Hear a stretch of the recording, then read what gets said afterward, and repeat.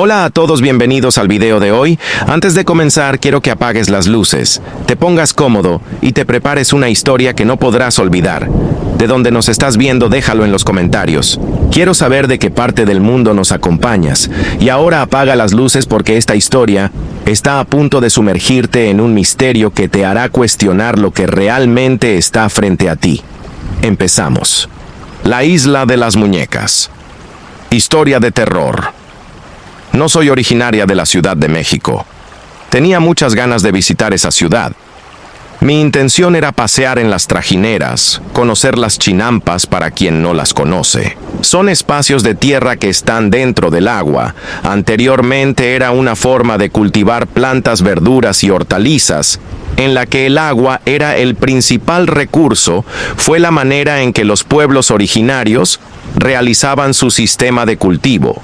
Cuando conocí Xochimilco, fui como turista, ya sabía, a través de las redes sociales y de mis conocidos de ese lugar tan tradicional, me subí a una trajinera que era una embarcación hecha de madera y adornada con flores coloridas. Ya me habían platicado sobre la isla de las muñecas, era el lugar que más me interesaba. No fui sola, iba acompañada de dos de mis compañeras del trabajo. Nos organizamos para poder ir un fin de semana, visitar los lugares, así como las leyendas más conocidas de la Ciudad de México. Como les dije, el lugar que más expectación me causaba era la isla de las muñecas. Cuando nos acercamos a ella se encontraba en una chinampa con bastante longitud. Nos bajamos de la trajinera y comenzamos a ver que había muñecas colgadas en los árboles, en los arbustos, en lazos. También habían chozas que tenían en su interior muchas muñecas. La apariencia de las muñecas no era agradable, más bien. Daban miedo porque se encontraban en mal estado, algunas sin ojos, otras con su vestimenta deslavada, sucia y desgarrada. Incluso había una que estaba pintada de rojo y le habían puesto cuernos con los monitos que salían en la rosca de Reyes. Así que imaginen cómo estaban las muñecas.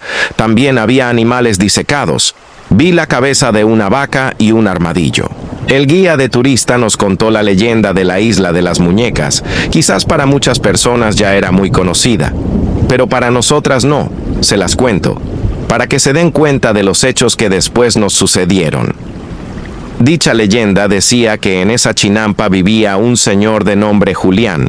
En una ocasión el hombre encontró a una niña en las orillas de su chinampa. Trató de reanimarla, pero no lo logró. La niña había muerto ahogada. Después de lo ocurrido, Julián sintió culpa por no haber podido salvar a la pequeña. Dicen que luego de su muerte, su espíritu comenzó a rondar por los lugares Julián para poder calmar el espíritu de ella. Recogía de la basura a las muñecas. Lo hizo de esta manera porque no tenía los recursos económicos para comprar las nuevas. Así fue como el lugar se llenó de tantos objetos. Mientras caminábamos por el lugar, vimos de todo tipo de muñecas. Les aseguro que ninguna estaba bonita, aunque todas estaban horribles. Hubo una en especial que me llamó la atención, de hecho, no solo a mí, sino a la gran mayoría de personas, porque de cierta manera la han convertido en una especie de entidad milagrosa que ha cumplido deseos a cambio de un pequeño tributo o regalo que se le deje. Esa muñeca tenía el nombre de Agustina. Estaba vestida con un vestido de color rojo, sentada en una trajinera pequeña que llevaba como nombre Xochimilco.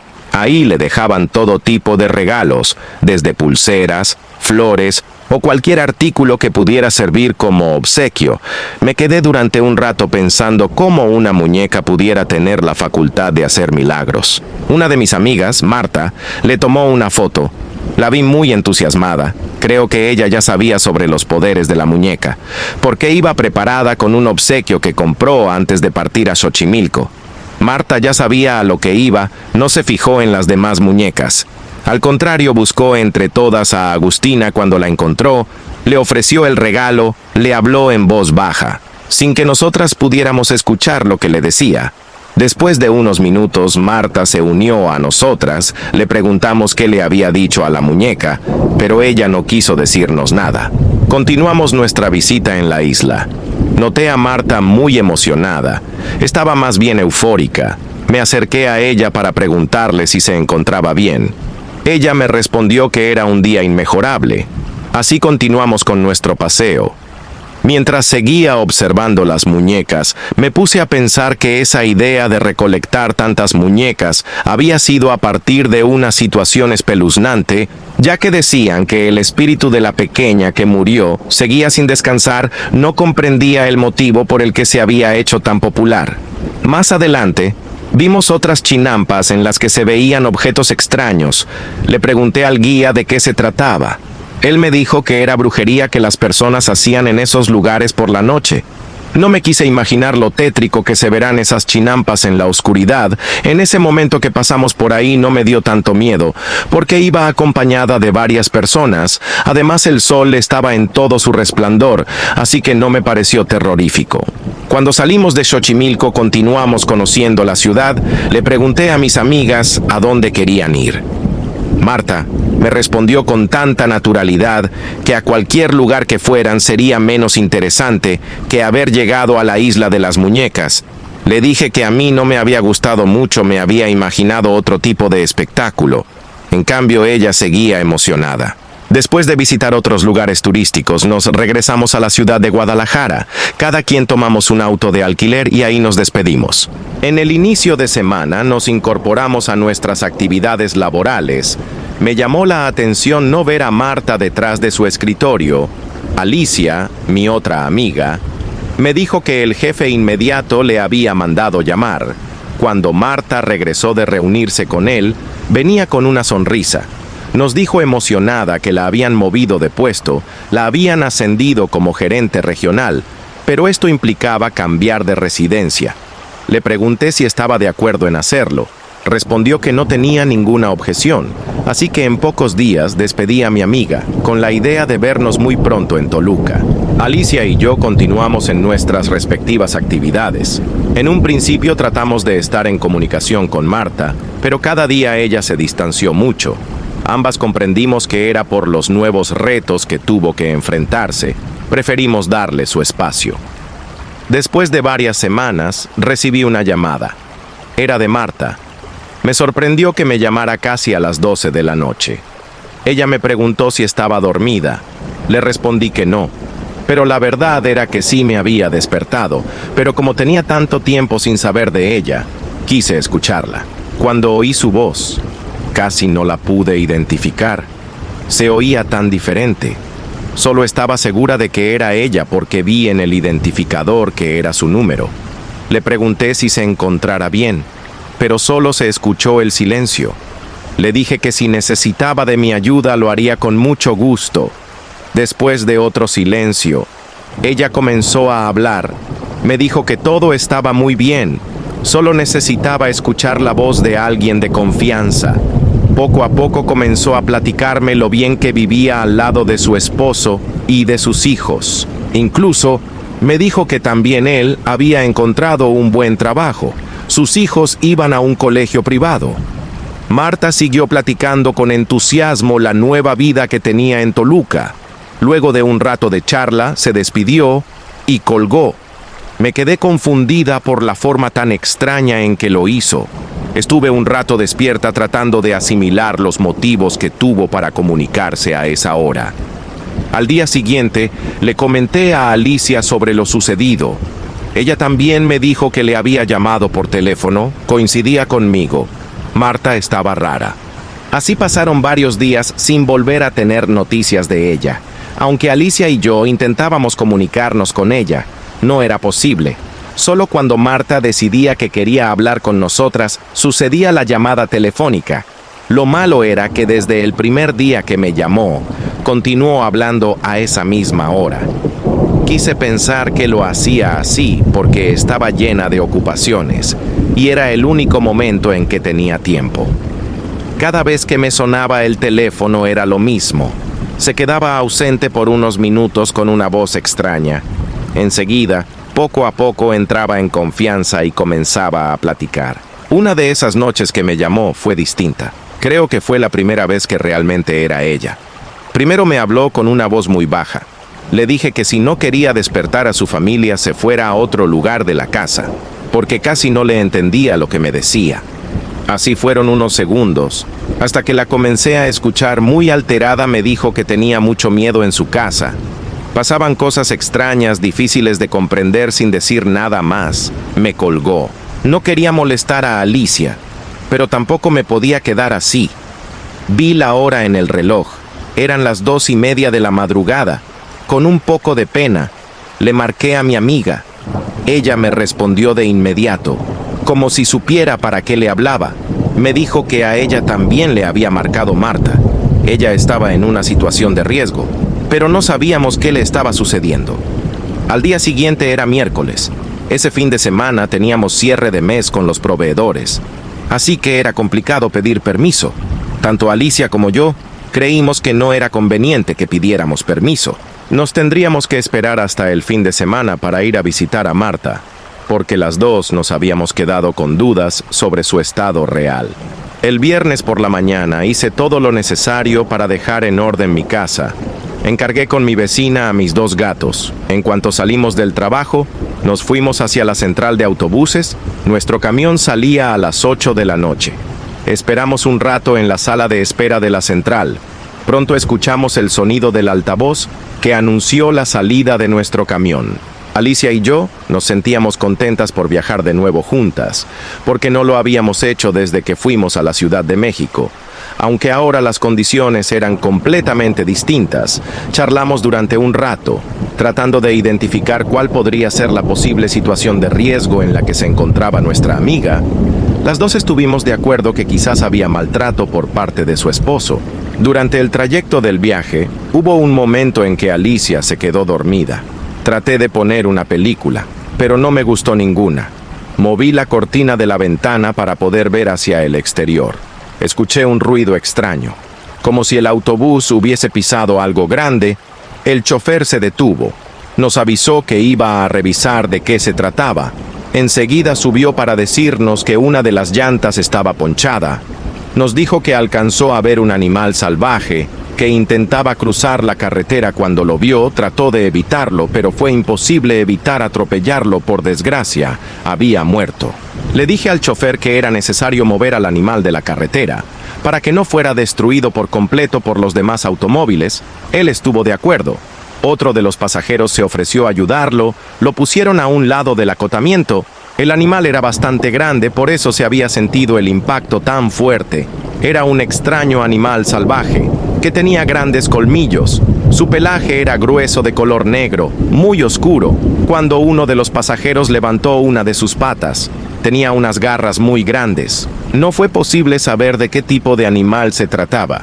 Los 2 hombres lo dejaron a un lado de la carretera, cambiaron la llanta ponchada y proseguimos nuestro viaje. Sin embargo, nos llevó algo de tiempo. El cambio de la llanta, lo que provocó que el viaje se retrasara y llegáramos más tarde de lo esperado.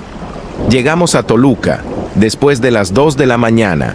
Pedimos un taxi que nos llevara al hotel en el que nos hospedaríamos. Dejamos las maletas, solo las abrimos para ponernos nuestra ropa de noche. Le dije que podíamos dormir un poco antes de ir a la casa de Marta. Creo que apenas comenzábamos a dormir cuando sonó mi teléfono. La primera persona que llegó a mi mente fue Marta. En efecto, era ella. Esta vez, me dijo que tenía miedo.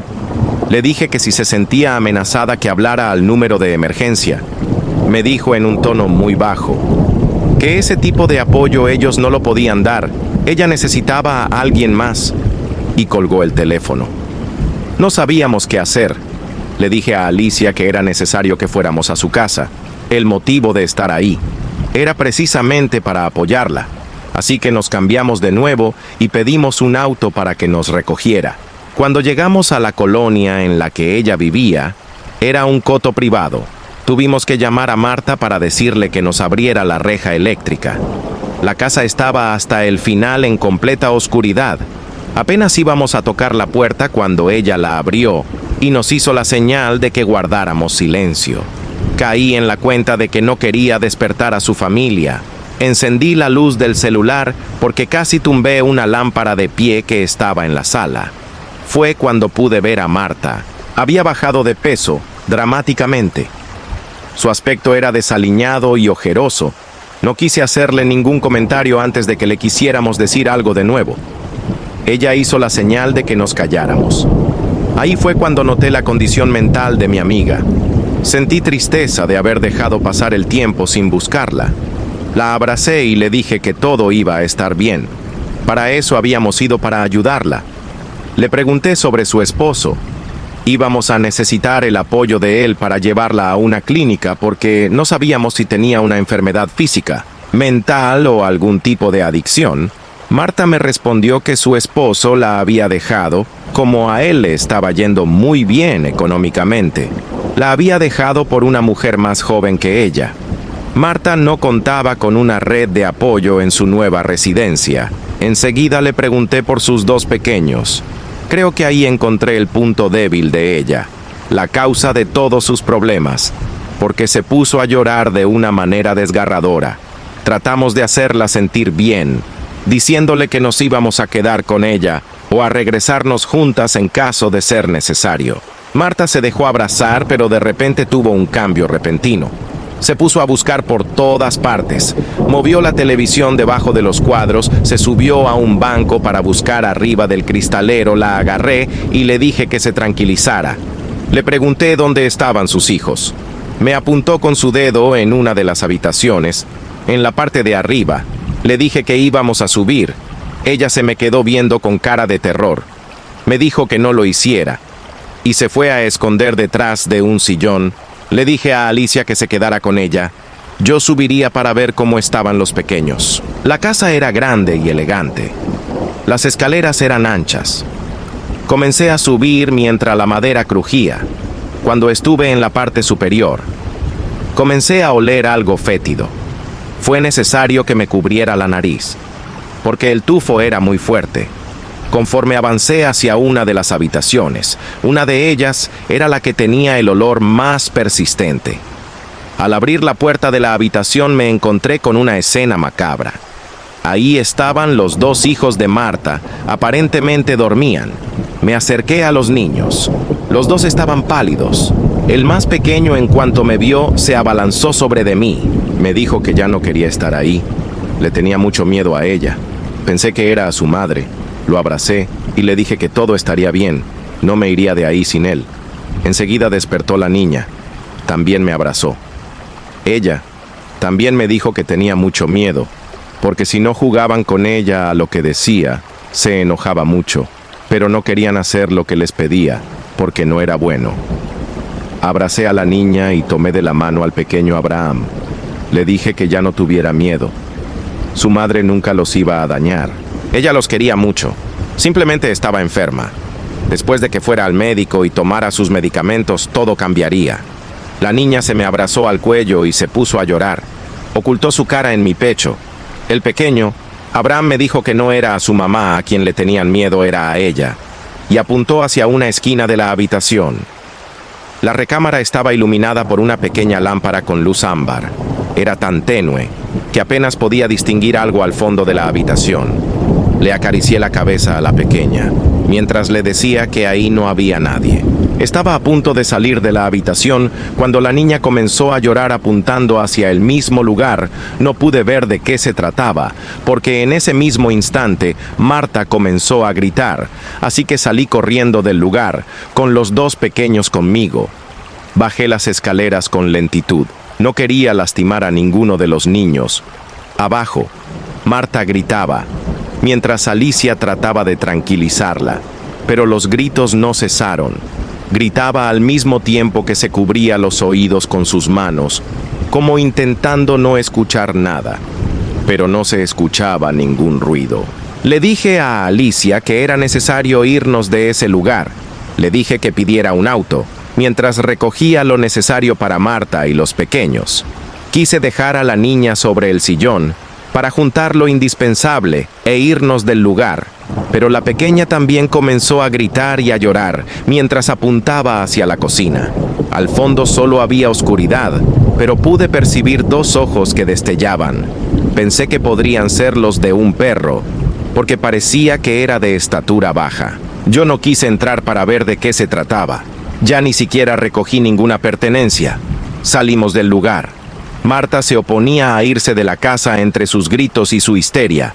Solo alcancé a distinguir que si lo hacía ella o alguno de sus pequeños iban a morir.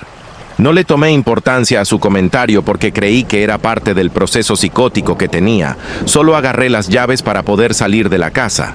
El auto de alquiler estaba afuera de la cerca eléctrica. Alicia jalaba a Marta para que no se regresara.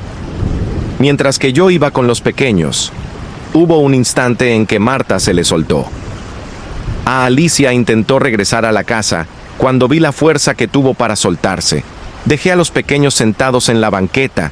Les dije que no se movieran de ahí. Entre Alicia y yo pudimos controlar a Marta. Para eso ya varios de los vecinos se habían despertado. Salieron de sus casas para ver lo que sucedía. Pudimos calmar a Marta y abrir la reja, agarré a los niños y nos dispusimos a salir. Cuando nos subimos al auto e íbamos hacia el hotel, respiré aliviada. Sentí que algo malo se había quedado atrás. Nos confiamos en que todo estaría bien, en un abrir y cerrar de ojos. Marta abrió la puerta del auto y se salió. En ese momento iba un auto del otro carril. El coche le pasó las llantas por la cabeza de mi amiga, murió instantáneamente. Fueron tantas cosas en tan poco tiempo que hasta ahora no he podido procesar lo que ocurrió. Mi amiga murió, pero por lo que dice el pequeño Abraham. Todo comenzó a ocurrir por la presencia maligna de una niña pequeña. Era de menor estatura que los dos pequeños. A partir de esa presencia comenzaron los eventos extraños. Alicia y yo creemos que se trató de Agustina, la muñeca, a la que Marta le pidió un deseo. Incluso creo que aquel contratiempo que tuvimos con el animal que ponchó la llanta del autobús fue por efecto de la muñeca que trataba de que no llegáramos a tiempo.